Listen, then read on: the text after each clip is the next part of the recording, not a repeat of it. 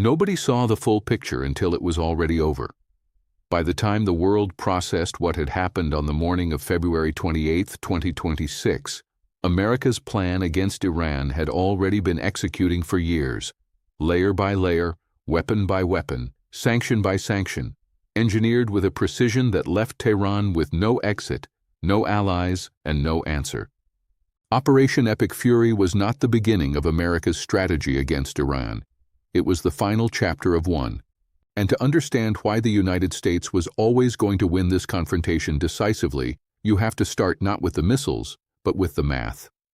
Washington's defense budget for 2026 stands at just under $1 trillion annually, a number so staggering it outpaces the combined military expenditure of the next 10 nations on Earth.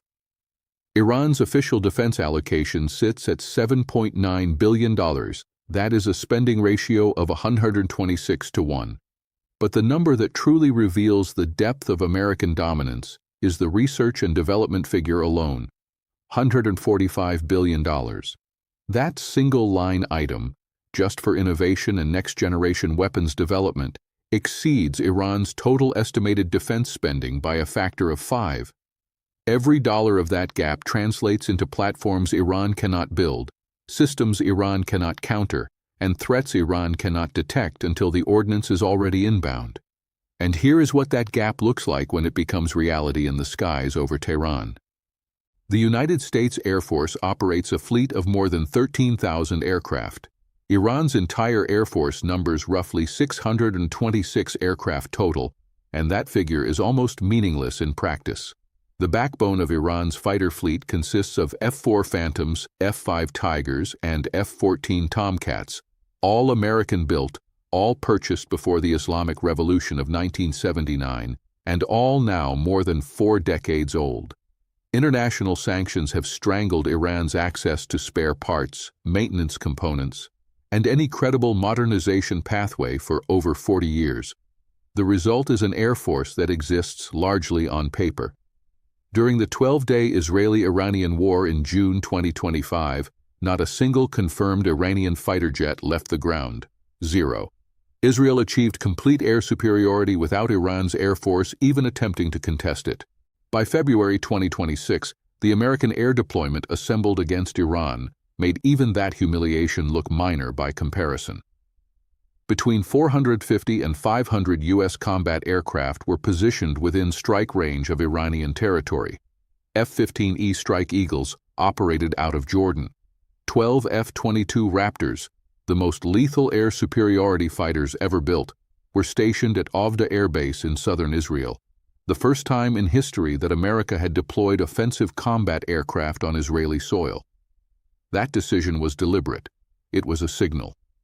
B-2 Spirit stealth bombers, capable of delivering the 30,000-pound GBU-57 massive ordnance penetrator, were pre-positioned to eliminate Iran's deepest buried facilities, the ones Iran had spent billions constructing underground precisely because it believed they were unreachable.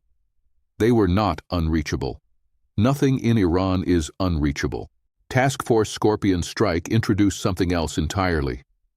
The LCCAS drone, a low-cost, one-way attack system, entered combat for the first time in American military history during Operation Epic Fury. Built by Arizona-based Spectre Works at approximately $35,000 per unit, the LCCAS is a direct reverse engineering of Iran's own Shahed 136 attack drone. CENTCOM announced its deployment on social media without apology. American-made retribution, delivered by a weapon Iran itself designed. That is not irony. That is a statement about how the United States wages war.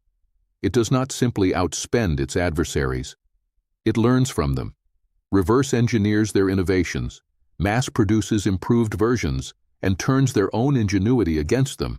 Now consider the naval dimension, because this is where American power projection becomes almost impossible to comprehend at human scale. 2 carrier strike groups, the USS Abraham Lincoln and the USS Gerald R. Ford, were deployed to the region. The Gerald R. Ford is the most technologically advanced warship ever constructed by any nation. Each carrier operates between 70 and 75 aircraft, including FA-18EF Super Hornets, F-35C stealth fighters, and EA-18G Growler electronic warfare aircraft, capable of blinding enemy radar systems across entire regions.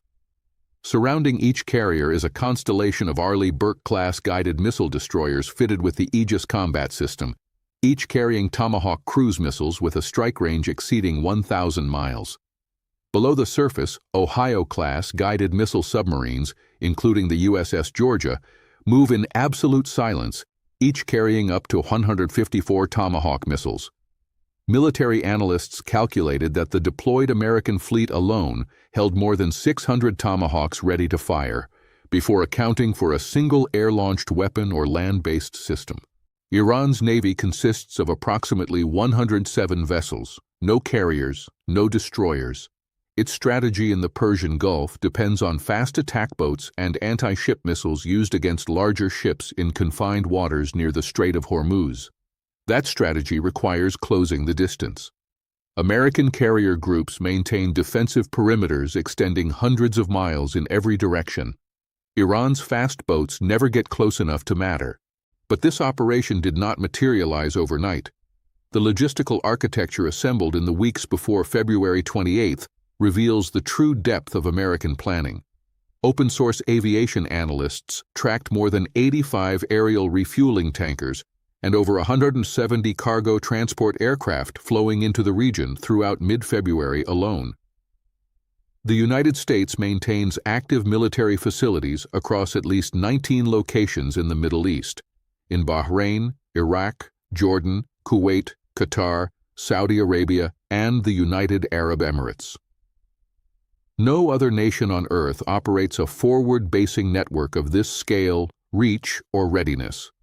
Iran has no overseas bases, no global logistics infrastructure, no ability to project force beyond its immediate neighborhood. In any sustained conflict, that asymmetry in supply chain depth and industrial support capacity becomes as decisive as any weapon system.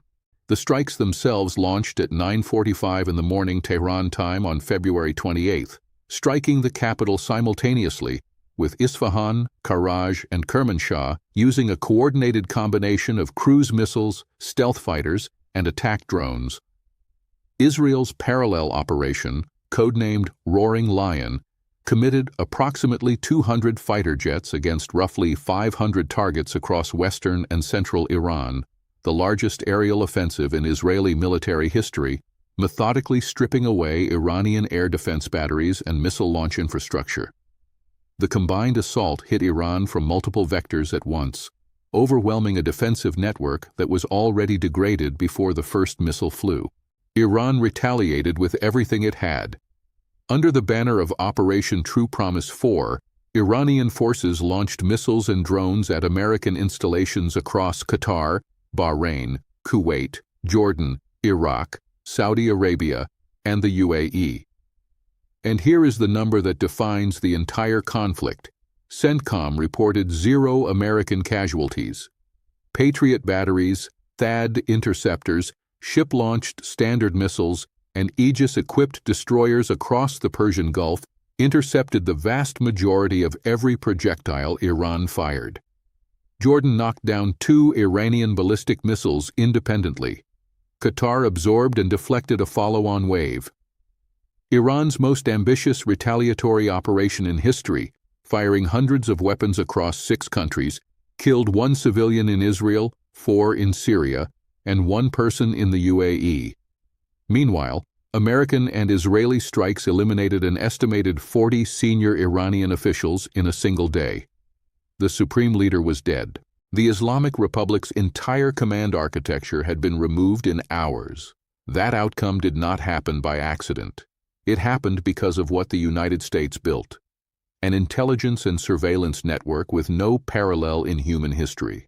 RC-135 Rivet joint aircraft mapped Iranian radar emissions and communications in real time. P-8A Poseidon patrol aircraft tracked every Iranian naval movement across the Persian Gulf. The E-2D Advanced Hawkeye provided continuous airborne early warning coverage, giving American commanders the ability to identify and engage threats while they were still hundreds of miles from any American asset. Iran saw almost nothing coming. America saw everything. Iran had placed enormous faith in its underground fortifications. Decades of construction produced hardened, deeply buried facilities at Fordow, Natanz, and Isfahan, built specifically because Iranian planners believed depth meant protection. That belief was disproven in June 2025 during Operation Midnight Hammer, when B-2 stealth bombers delivered GBU-57 bunker-penetrating munitions against those exact facilities with documented effect. America did not redesign its approach for 2026. It simply executed the same proven doctrine with more assets, more intelligence, and more precision. But here is the dimension of this conflict that most analysts underweighted until it was impossible to ignore. Iran's economy had already been destroyed before a single bomb dropped. As of January 2026, Iran was enduring what leading economists classified as the most prolonged and severe economic contraction in its modern history. Inflation had surpassed 48%. The Iranian rial, which once traded at approximately 42,000 to the dollar, had collapsed to over 1.7 million to the dollar, the most devalued currency on earth. The World Bank forecast GDP contractions of 1.7% in 2025 and 2.8% in 2026 before Operation Epic Fury even began. 7 million Iranians were food insecure. The Ministry of Social Welfare reported in 2024 that 57% of the population experienced measurable malnourishment. Half of Iran's industrial capacity was shuttered by daily rolling blackouts, 3 to 4 hours of nationwide power cuts every single day throughout 2025. Treasury Secretary Scott Bessent called it economic statecraft. The design was explicit: drive Iranian oil revenues to zero, collapse the currency, hollow out the industrial base, and leave the regime incapable of sustaining military operations regardless of its intentions. The domestic consequences were already tearing the country apart. Protests ignited by economic desperation in late 2025 spread from bazaar merchants in Tehran to all 31 of Iran's provinces. The regime's response was massacre. Iranian state media admitted 3,117 dead. Independent human rights monitors documented more than 6,000 confirmed casualties. A government that opens fire on its own citizens to survive the winter is not a government projecting strength. It is a government counting its remaining days. Iran's proxy network, once the regime's primary tool for asymmetric pressure, had been systematically dismantled before the conventional campaign even opened. Hezbollah had been severely degraded. Hamas had been devastated. The militia infrastructure stretching from Lebanon through Syria into Iraq that gave Iran strategic reach across the Middle East had been stripped away. The Houthis in Yemen threatened resumed Red Sea disruptions, a harassment capability, not a strategic answer to what was descending on Tehran, and Iran's diplomatic position collapsed the moment its missiles began landing in Gulf Arab capitals. Saudi Arabia issued direct warnings. The UAE moved toward active military cooperation with Washington after Iranian strikes caused civilian deaths in Dubai. By attacking Qatar, Bahrain, Kuwait, Jordan, Iraq, Saudi Arabia, and the UAE simultaneously, Iran achieved in 24 hours what years of American diplomacy had failed to accomplish. It unified the entire region in opposition to itself. Every nation that had previously resisted full cooperation with Washington reversed course. Iran had no remaining friends within striking distance and no path to acquiring any. America will prevail in this confrontation completely, because the outcome was engineered long before the first Tomahawk left its launch tube. The military hardware advantage is crushing. The economic foundation is inexhaustible. The intelligence network is unmatched. The alliance structure is global, and the logistical capacity to sustain operations across any time frame Iran could endure has been demonstrated repeatedly across 3 decades of modern warfare. The Gulf War in 1991 proved the doctrine. Serbia confirmed it. Iraq in 2003 refined it. Each iteration produced weapons more precise, defenses more impenetrable, and command systems more lethal than the last, while Iran's capabilities calcified under sanctions and isolation. The question historians will ask is not whether America could have won. The question they will ask is how long Iran believed it could not. Because the plan was always there: the economic pressure, the proxy dismantlement, the intelligence preparation, the pre-positioned hardware, the allied coordination. None of it assembled overnight. All of it pointed toward this moment. Operation Epic Fury is not what America improvised. It is what America promised, and it delivered on that promise with the full, unrestrained weight of the most powerful military civilization in the history of the world.